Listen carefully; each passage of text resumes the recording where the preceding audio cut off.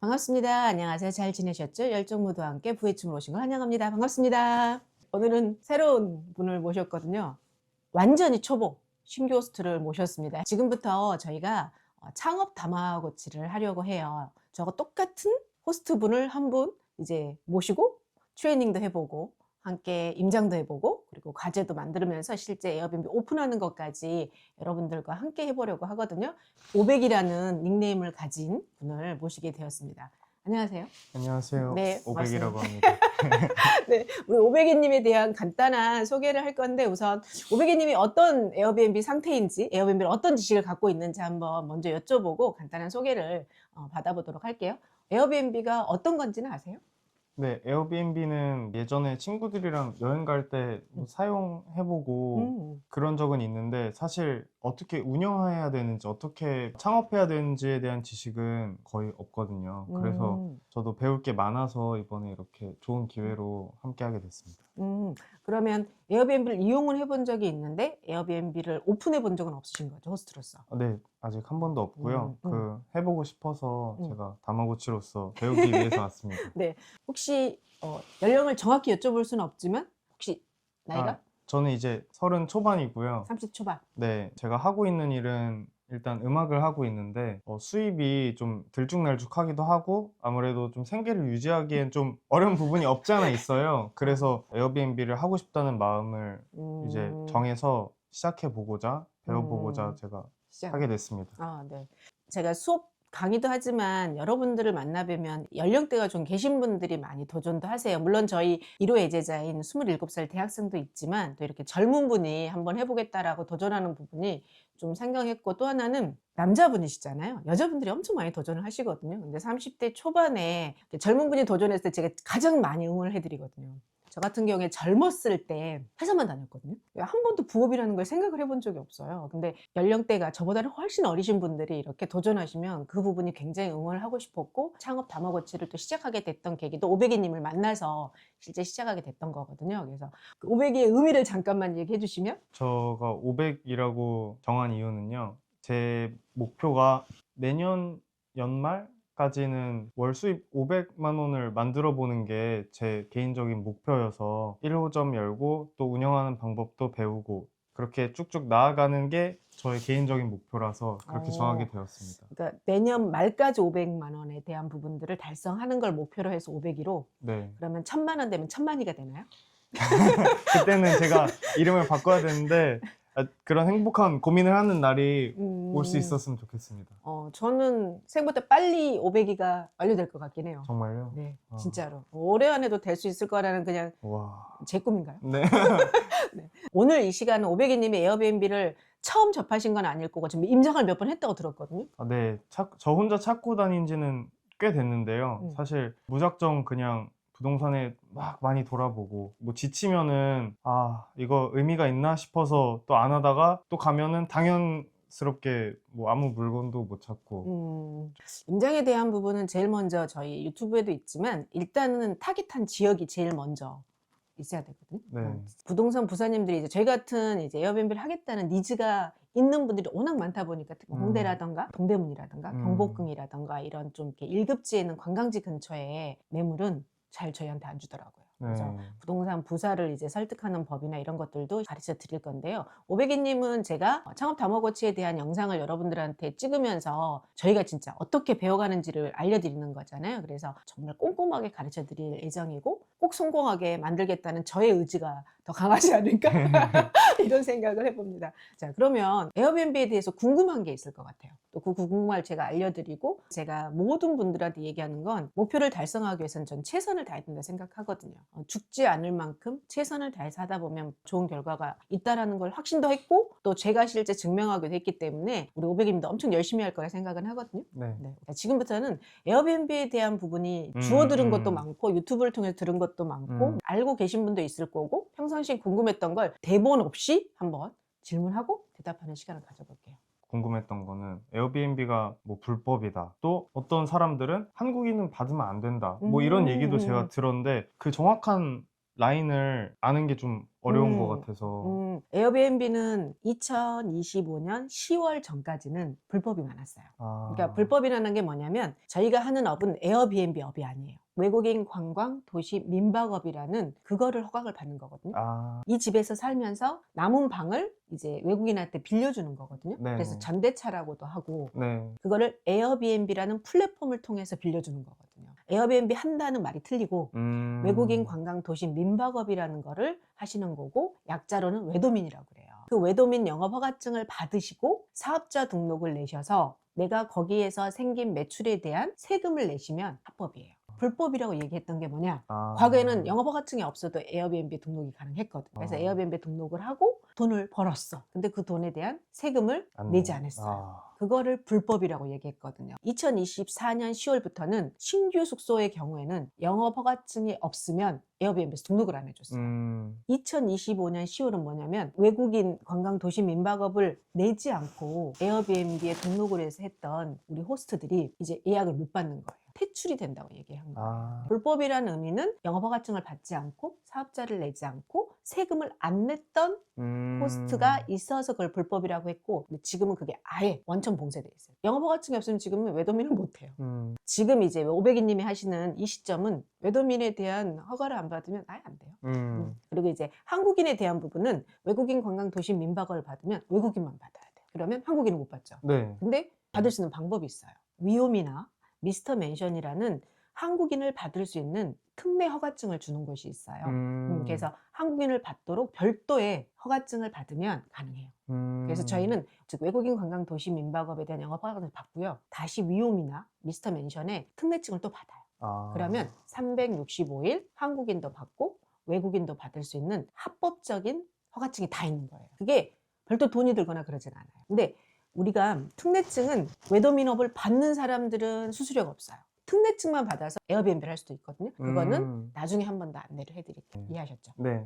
그다음에 또 궁금한 게 있을까요? 에어비앤비를 하고 싶은 목표가 이 일을 통해서 수익이 있고자 하는 그쵸. 바인데 수익이 보통 어느 정도 나는지도 궁금하고 그쵸. 사실 그게 제일 큽니다. 맞아요. 이제 주위에서 많이 들으셨을 거잖아요. 네. 보통 얼마 정도 번다고 얘기를 해요? 숙소당? 뭐 정확하게 말은 안 해주시는데 집이 클수록 더 괜찮아 보이긴 하거든요. 뭐 저는 아무래도 시작을 작은 집에서 해야 될 것 같아서 네, 그게 조금 궁금했습니다. 외국인 관광 도시 민박업이라는 업종을 내서 게스트가 예약을 했을 때 나한테 생기는 매출과 그 다음에 수익이 좀 다르거든요. 그러니까 매출은 뭐냐면 제가 영업을 해서 들어오는 돈이 매출이라고 하는 거고 네. 수익은 이제 뭐 우리가 듣는 월세, 뭐 공과금, 생수, 뭐 청소용품, 그다음에 클리닝 매니저 비용 이런 게 빠질 거잖아요. 그럼 비용을 다 제외하고 순수 세금 내기 전에 내 손에 떨어지는 금액을 수익이라고 하거든요. 두 개로 나뉘어요. 우리가 보통 에어비앤비 했습니다라고 할 때 매출액이 얼마요를 묻는 거는 20만 원 받는 숙소에 30일 동안 했을 때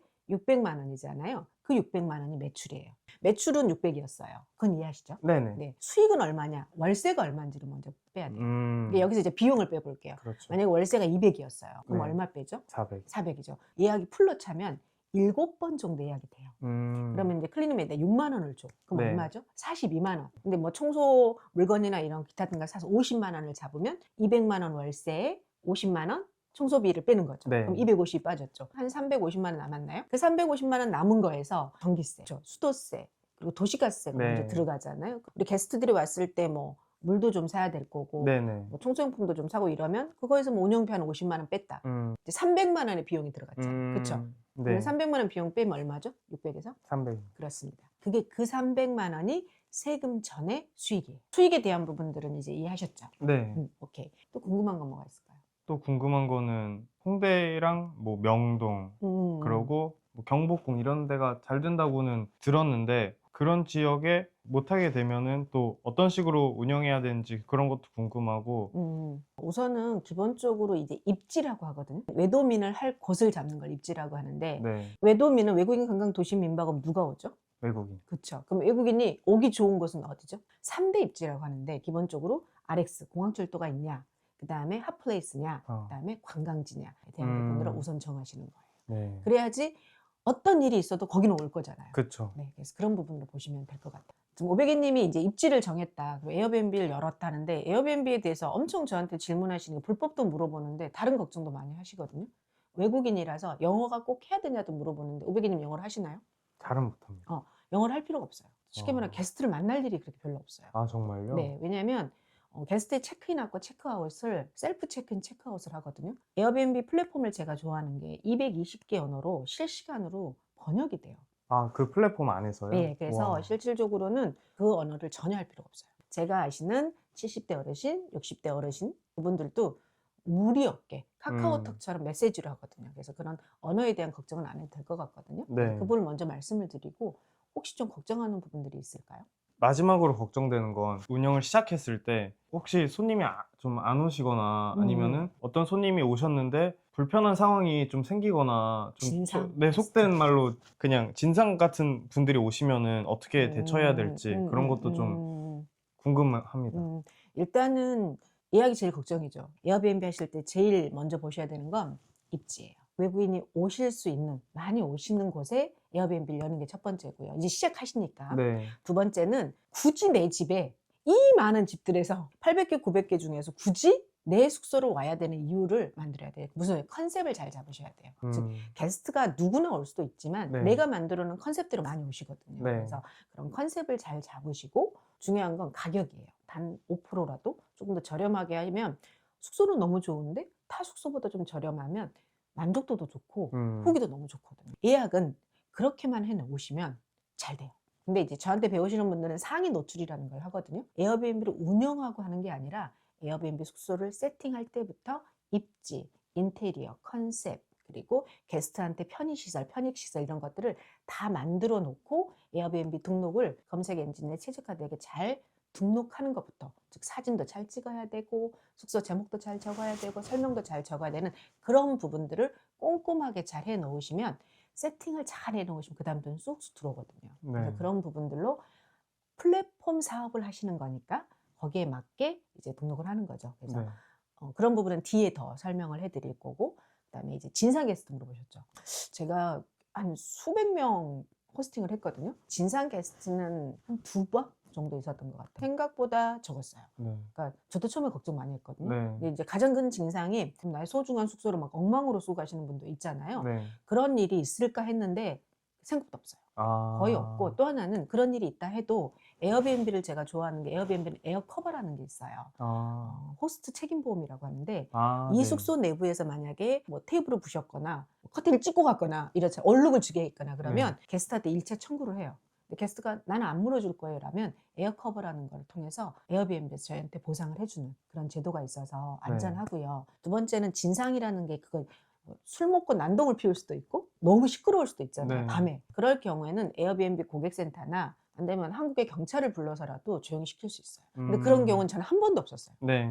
대신 소음이 이제 너무 시끄럽다고 이웃 주민이 저한테 연락을 주거든요. 그러니까 네. 동의서 구할 때 제 연락처를 드려요, 이웃한테. 네. 그래서 12시 애들이 플레이스테이션 하다 너무 떠드는 거예요. 그러면 저도 게스트한테 톡으로 보내요. 그러면 게스트가 읽으면 조용히 해주시고 하거든요. 근데 도저히 안 된다. 그럼 저는 경찰도 보낼 수 있다고 생각해요. 에어비앤비 플랫폼 자체의 제도가 너무 좋기 때문에 걱정은 별로 안 하셔도 된다. 일단은 오픈하고 게스트 받아보고 걱정을 하셔도 큰 무리는 없을 것 같아요. 저희가 이제 우리 오백이님이랑 창업 다먹어치를 하면서 엄청 걱정을 많이 하실 거예요. 저는 이제 몇 개를 하고 있으니까 별로 걱정이 안 되는데 오백이님은 처음 하시니까. 그래서 그런 부분들을 같이 보시는 분들하고 함께 풀어갈 텐데 제가 약간 이제 열심히 하는 스타일이다 보니까 오백이님한테 이제 우리가 영상을 찍고 나면 과제를 드릴 거예요. 그래서 한 주마다 찾아뵈려고 하거든요. 한 주 한 주 해서 제 목표는 2달 안에 에어비앤비 오픈이에요. 지금이 저희가 찍는 게 거의 2월 말인데 4월이 되기 전에 에어비앤비를 오픈하자.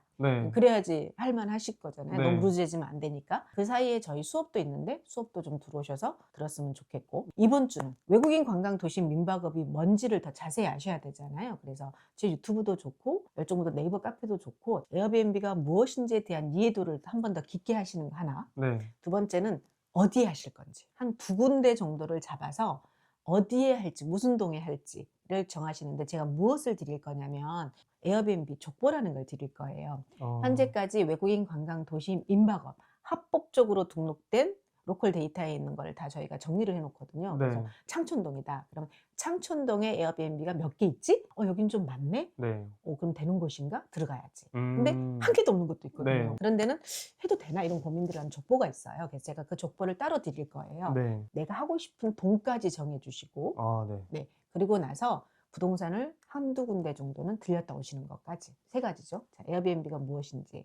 두 번째는 족보를 보시고 내가 하고 싶은 동을 두 개 정하신 동까지. 그리고 세 번째는 월세가 있는 부동산을 정해 오시는 것까지. 그렇게 해서 저한테 주시면 일단 임장을 한번 해보고요. 네. 우리가 진짜 공략해야 되는 지역을 한번 정해보는 거예요. 두 번째는. 네. 그렇게 해서 세 번째는 실제 부동산 부사를 만나고 물건을 찾는 것까지 해야겠죠. 네. 찾고 나서 계약하는 것까지 일단 한 달 안에 끝내보는 걸로 뛰어보자고요. 네. 저는 가능할 알겠습니다. 거라고 봐요. 본인이 목표하는 바가 무엇인지를 명확히 하고 그리고 도전하는 부분으로 오늘 멘트는 제가 마무리하지 않고요. 우리 우백이님이 하시는 걸로 클로징 할게요. 이제 처음 시작인데 아는 게 많진 않지만 이제 500이라고 지은 만큼 정말 그 목표를 위해서 열심히 달려갈 수 있게 저도 정말 열심히 노력하고 무도님께도 정말 많이 배워서 다마고치를 키워가는 그런 여정을 함께 했으면 좋겠습니다. 네. 정말 잘할 것 같고요. 저보다 더 잘하는 호스트로 함께 해보겠습니다. 여러분들 응원해 주시고요. 또 궁금한 사항은 댓글 달아주세요. 오늘도 감사합니다. 수고하셨습니다. 감사합니다. 감사합니다.